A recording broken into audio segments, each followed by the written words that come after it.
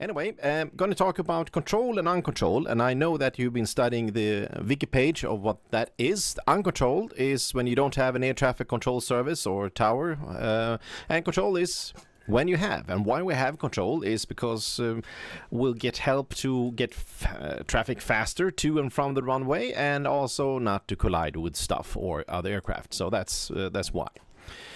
Anyway, so we are going to do control today, and today we're having a Kutaisi ground, tower, and the TMA control as well as Senaki ground and tower, as you heard before. So that is awesome.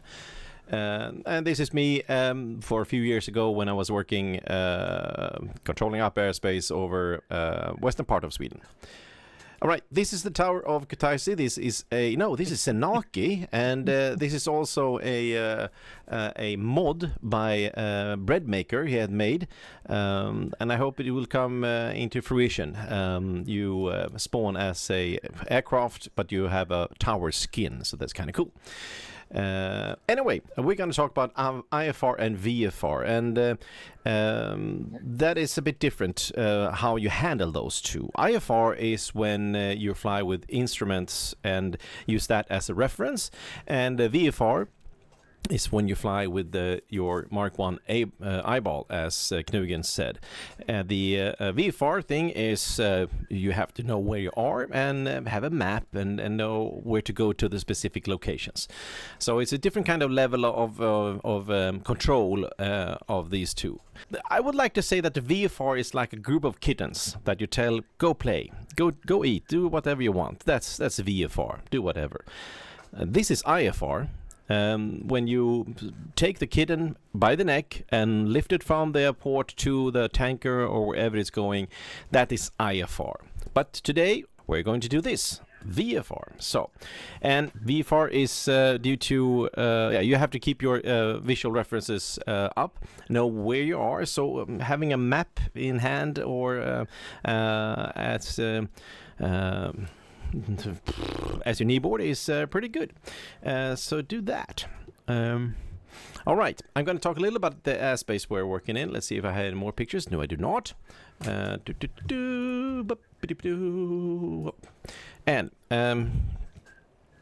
of course you are familiar with this one. The CTA, that's the whole schmack, like the whole country of Georgia, sort of. The TMA is Kutaisi TMA from 1,500 feet MSL. And the control zone actually pops up here to 2,000 feet. And you get a clearance 1,500 feet going exit north or exit east.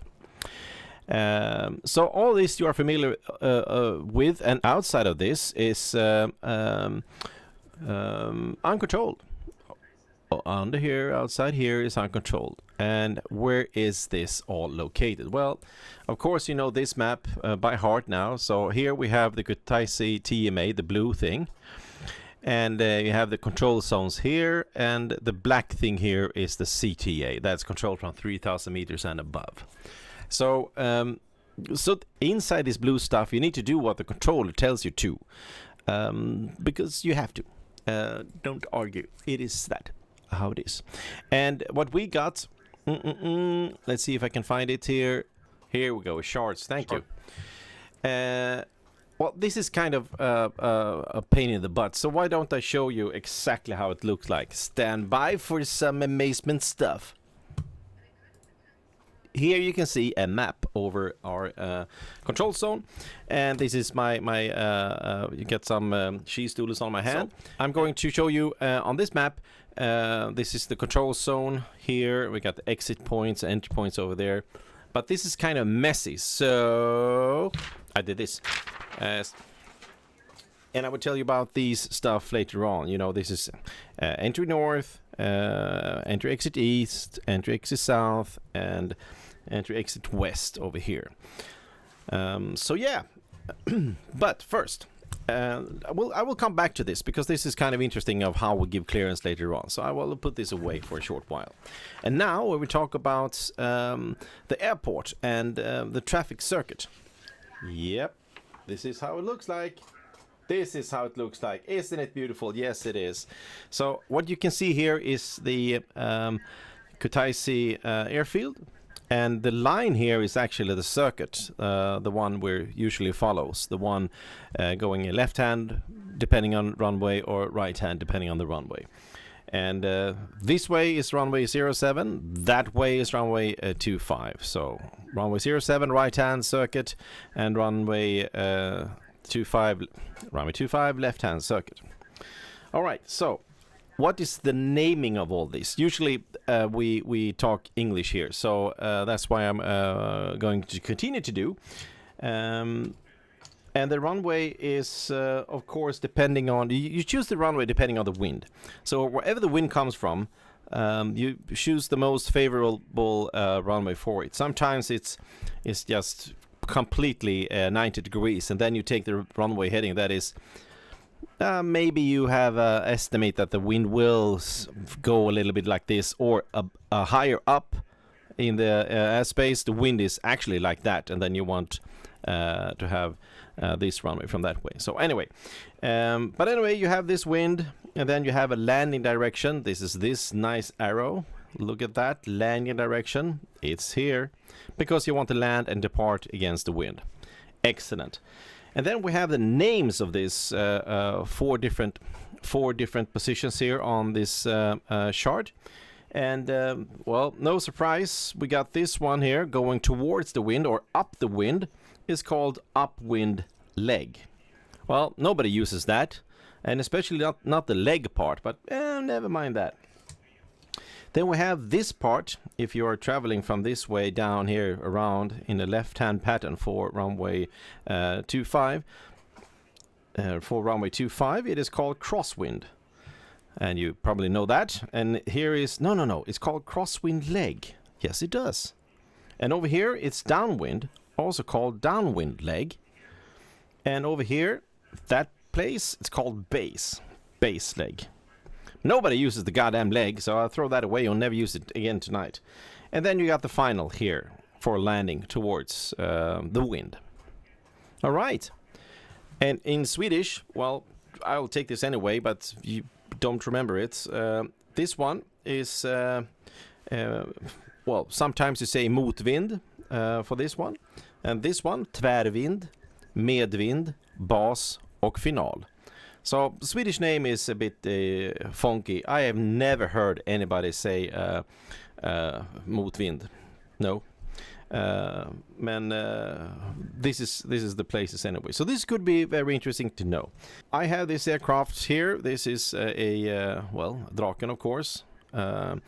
So if you're flying towards this airfield, you're flying via left base and final. Usually you don't say left base, but you just say base. The only time you say left or right is actually right. Sometimes you say left base just to be explicitly clear that you mean that position. Otherwise, left is omitted and you only use right. And if you give a departure clearance, like you're cleared for clear for takeoff runway 27 right turnouts, but you don't say clear for takeoff left turnouts, but the right thing you do say. All right, there's another one I didn't tell you about, and that is if you are flying here and there is a motherfucker on the runway and you need to you can't land, so what the fuck are you going to do with this one? Then it's called extend the downwind, and this is not to be forgotten. So when you fly away, you extend the downwind, and it could actually be pretty long away. Probably mostly not outside the control zone, but this is what you get, and that just to give us a little bit more time to turn in towards base and then final on the airfield. So yeah. But by magic we have runway 07 today, so this is the landing direction. Oops, let's flip it up, and then we have the final here. We change positions of this crosswind and base and upwind there. Who cares about upwind? So this is the landing direction then if we're going in here. And when working here, it is also interesting to know where the tower is. Not for you, but for the ATC. Tower, I will mark it here with a cheese doodle. they look towards the pattern, so they have the back against north here, so they can't really see if somebody's flying up here in the north or doing anything. So they're kind of blind. In this game, you can look all 360 directions, and in the tower you can as well, but you mainly focus towards the runway because that's your main working area. So if there were, we don't have it, but if there were a place to wait with aircraft, you have a holding, a sort of a VFR holding that is positioned here down outside the downwind, where you can orbit and wait for your turn to come into the pattern and come in for a base turn and then finals. But that's more important for the ATC guys maybe than you guys to understand why it is like this. Also, here is a noise abatement thing. We tend to keep it south of the runway because of procedures, and it works. That is awesome. Now I pause for questions and a little sip. Yeah, question for me. Go. So if I'm told to hold the pattern, do I follow the direction of the left hand, or do I fly in the opposite direction in the weight pattern? Well, if you're cleared, if you're going to do touch and goes, for instance, and you're cleared right-hand circuit for touch and go, continuous touch and goes, you continue with right-hand circuits. And since we have here in Master Arms, we have south of the runway operations, you can assume that it's that pattern you will keep all along. If otherwise cleared differently, you will get that. Okay. Right. But anyway, here we go. This is landing direction 07. This is landing direction 07. So this is the final. Upwind, crosswind, downwind, and base. And over here we got the extended downwind. And that could be a hell of a long way to go if you want.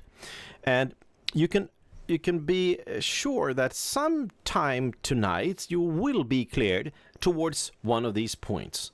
I mean, usually we do the overhead thing. I will show you in the next picture because that's more easier to understand and see. But if you're flying a helicopter or a jet or a prop or whatever, you can be cleared. You clear direct to right base for runway 07. Then you clear towards that position.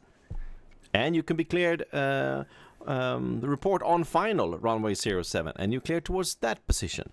Or you're clear to join via right-hand downwind. Right-hand downwind for runway 07. You clear to that position.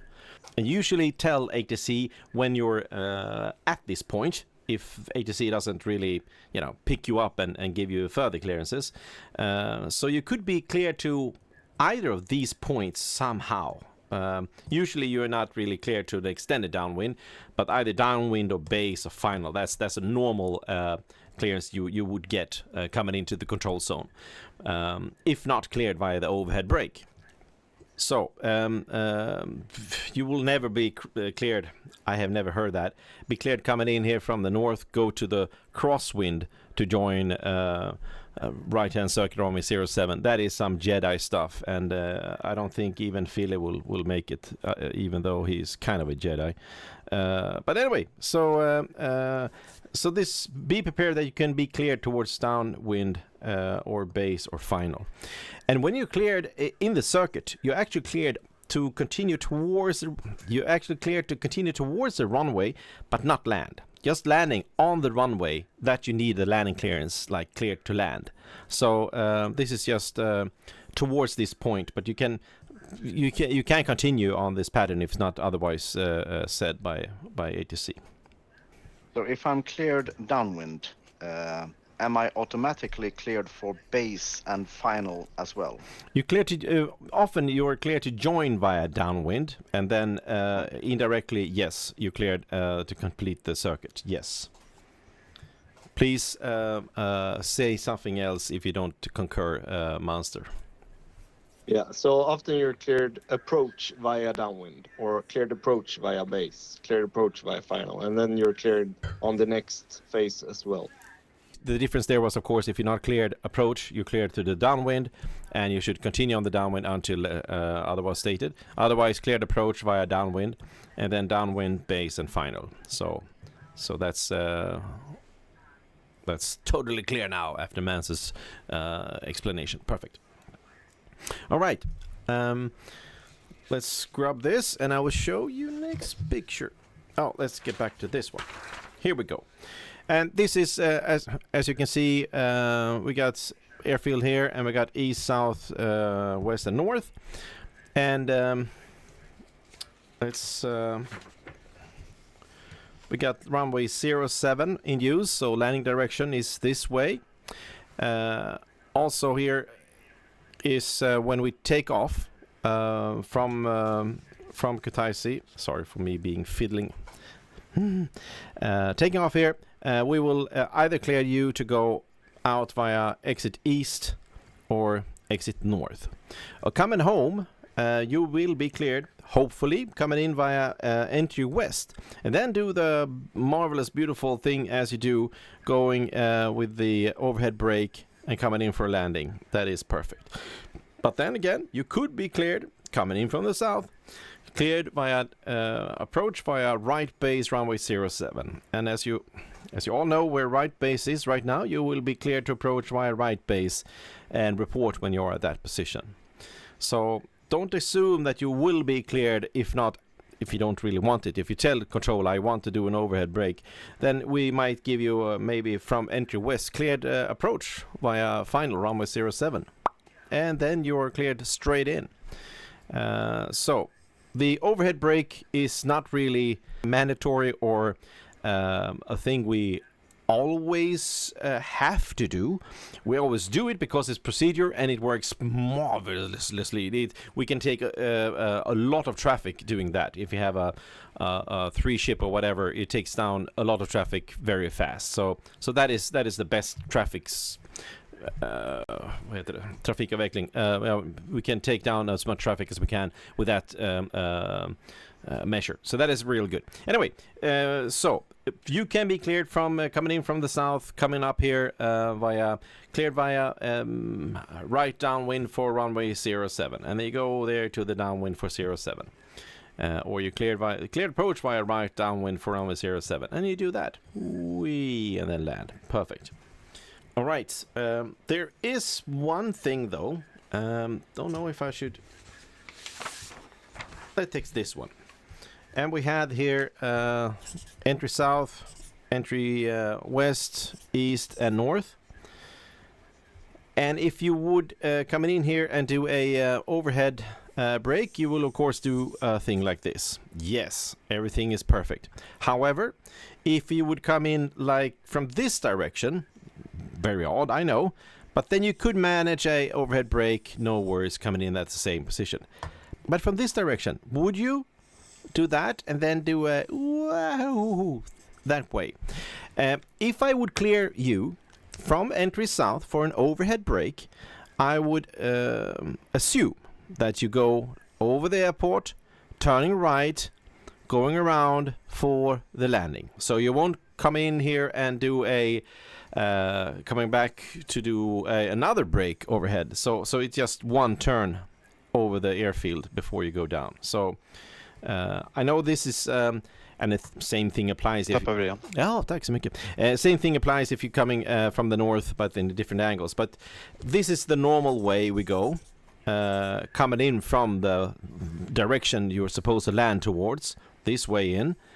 That's normal, but you could come in an angle. But the more angle it gets, the more difficult it gets. I mean, coming in this way, there's like, no, don't do it. Then you sort of are directly on the brake downwind, sort of. So that doesn't really work. But the brake, I would say, we could use coming in from this direction, normal operations. Also a little bit off, skewed from this direction, I would say yes. And also coming in from the south. Or if the runway was the other way around from the north. So, but we assume that you're coming in over the airport, turning a right, and do a 270, not a 360 for landing. I have a question. Doing a missed approach, yes. When do you turn crosswind? Well, usually you should stay. We don't have any missed approach procedures here. However, you should stay in controlled airspace. So keep. So yeah, we don't have any missed approach procedures. So we should keep ourselves in controlled airspace, and that would be 1,500 feet. So going upwind, turn right towards a new pattern if you're flying VFR. Otherwise, it would be a new exit east or something like that. But I would say missed approach, go around, climb to 1,500 feet, and turn right into the circuit. So before 1,500 feet, you level off then, and then just go in the circuit. So just visually joining the pattern again. Yes, sir. All right. En grej som ni kan förvänta er kommer att komma idag, det är att ifall ni vill komma in i varvet så kanske jag som tornet säger att efter 2 skepp F-18 framför dig, clear approach. Då betyder det att du ansvarar för att hålla avståndet till flygplanen som är framför dig. Så ifall du inte ser dem ska du se till. Nu är vi så pass många på kontroll och sånt idag så jag tror inte det händer. Men någonting som händer ganska ofta däremot när vi kommer på inflygning är att man kanske inte blir över, för att det är lite mycket att göra så man blir över. Det blir aldrig sagt att kontakta tornet och så vidare. Hur ska vi göra i sådana lägen? Ska vi kontakta tornet eller när vi börjar närma oss entrypunkterna eller ska vi bara ligga kvar även om vi är inne i kontrollzonen? Mycket bra fråga. Säg att du vill kontakta tornet. Om du tror att du behöver göra det så får flygledaren en liten påminnelse. Rent krasst så får du ju inte flyga in i kontrollzonen ifall tornet inte har gett en klarering. Nej. Idag blir det så, men jag tänker mer praktiskt när vi kör, även om det inte är regelrätt. Jag förstår det, men... Ja, men det händer ju. Men som Fille sa, ifall du tror att tornet har glömt bort dig så det är helt okej att bara ge dem en reminder på frekvensen. Och är det så att man inte kommer fram för att det är för mycket tjat på frekvensen så skulle jag också säga att det är antingen så gör du en vänster 360 här och väntar vid entry west för du kommer inte fram på frekvensen, vilket är det korrekta manövern man ska göra egentligen. Eller så märker du att control jag har för mycket osbågar i munnen, så skiftar du över till tornet själv. När du passerar entrypunkten. Innan entrypunkten, precis. Ja. Yes. Och här ligger de ju utanför, de här punkterna ligger utanför kontrollzonen så att du inte kommer in i det kontrollerade luftrummet. För här så kan det ju finnas trafik som du inte känner till, ingen känner till. Och det kan krockas och hålla på och det blir inte bra. Utan vad man ska hålla sig utanför.